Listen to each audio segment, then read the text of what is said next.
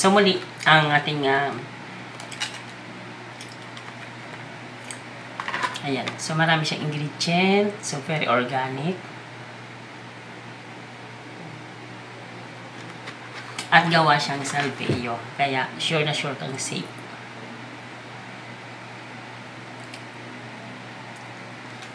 Okay. So, ano nga ba yung mga ingredient nito? So, basahin natin yung mga ingredient dito. Place tayo kasi medyo madilim dito.